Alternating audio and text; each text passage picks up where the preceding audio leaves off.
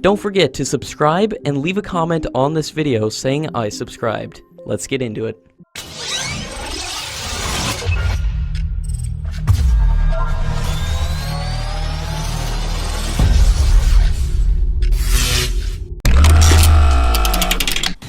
While speaking about the future inductions and upgradation of the existing fighter jets, the Indian Air Force Chief had said that the Air Force has a plan for induction of 231 Tejas aircraft, which will include 83 Tejas Mark 1A and 108 Tejas Mark 2 fighters.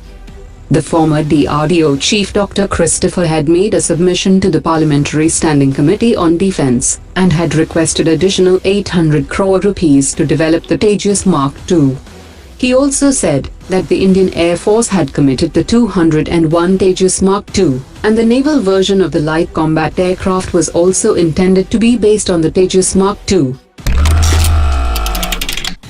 The Indian Navy Chief has said that the naval version of the indigenously developed Tejas light combat aircraft does not meet the qualitative requirements of the Indian Navy.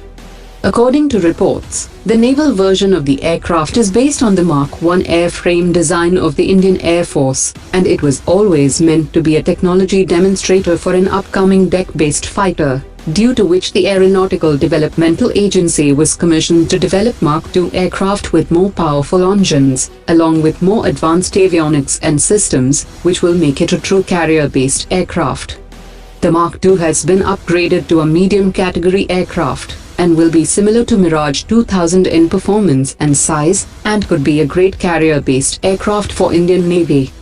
If the Navy had backed the Naval Mark II program, it could have been developed and certified by 2025, which could come as a great boost to the domestic aircraft manufacturing units in the country, and a great stepping stone for the development of fifth-generation carrier-based fighter jet for the second aircraft carrier. According to latest reports, the Bharat 52 towed artillery system developed by the Kalyani Group has been attracting the attention of several African countries, and the system might soon get export clearance. Kalyani Group might approach the government to grant export permission to its internally developed system, so that it can be available for evaluations for its prospective customers. The system was extensively tested initially in the United States, because of no access to Indian testing facilities. With the completion of the first deterrence patrol of INS Arihant, India took its first steps towards establishing the third leg of a triad. As per latest reports, the submarine is equipped to carry short-range systems, which limits its potential, and the Navy will focus on longer-range systems and new larger submarines which are capable of carrying them. The ships of Singapore Navy has arrived in India after an intense sea phase of Singapore-India maritime bilateral exercise in the Andaman Sea.